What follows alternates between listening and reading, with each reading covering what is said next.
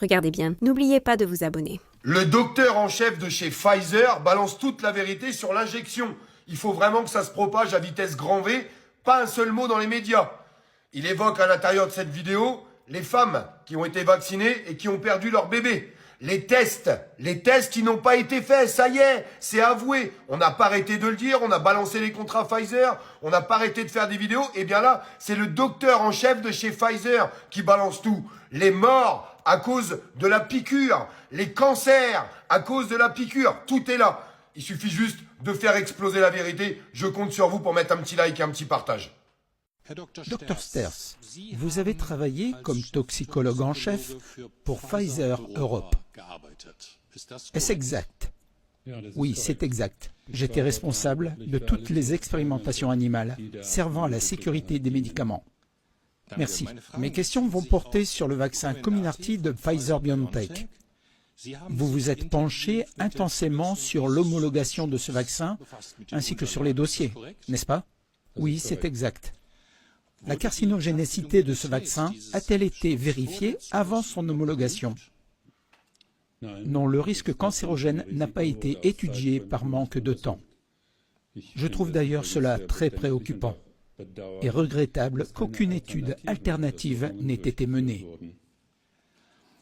On observe en Allemagne, mais aussi dans de nombreux autres pays, que le taux de natalité s'est effondré après la campagne de vaccination.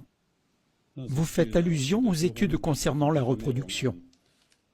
Une étude sur des rats a été malmenée avec le Comirnaty. Il était donc impossible d'évaluer de façon fiable l'effet du vaccin sur la gestation ou le développement de la descendance. Nous n'avons rien appris de la catastrophe de la thalidomide. L'homologation s'est faite en procédure accélérée, selon le protocole de l'Institut Robert Koch. Cela signifiait que des études de toxicité essentielles ont été sacrifiées à la rapidité sans justification acceptable. Je ne connais aucun cas d'indication comparable où toutes ces études ont été omises. Cette homologation a donc mené à des expérimentations humaines interdites. L'Institut Robert Koch avait d'ailleurs noté en interne que les effets secondaires et dommages vaccinaux ne devaient être vérifiés qu'après la mise sur le marché. Qu'en est-il ressorti? Le rapport de post-commercialisation de Pfizer faisait état de plus de 1200 cas de décès suspects en seulement 2 mois après l'homologation. Dès lors, il aurait fallu retirer le Comirnaty du marché. L'Institut Paul-Ehrlich a reçu, si je suis bien informé, 2133 notifications de décès après injection Comirnaty jusqu'ici. Pour ces notifications spontanées, il y a un chiffre noir élevé par sous-déclaration. Le nombre réel est donc bien plus élevé. Aux États-Unis, on part d'un facteur de sous-déclaration de 30, par lequel il faudrait multiplier les cas enregistrés. Pour l'Allemagne, cela ferait 60 000 décès dus à la vaccination. 60 000. Le gouvernement fédéral cache. Je vous laisse mettre un petit like, un petit partage, parce que pas un seul mot dans les médias. Et on a besoin que ces vidéos soient entendues. En tout cas, j'espère qu'ils le seront.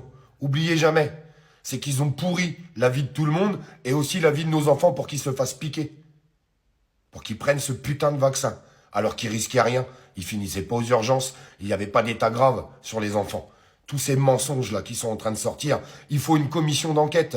Il faut qu'une commission d'enquête soit ouverte aujourd'hui à l'intérieur du Parlement et que la justice se saisisse de tout ça. Et oubliez jamais qu'Édouard Philippe était le Premier ministre sous Macron pendant tout ce bordel.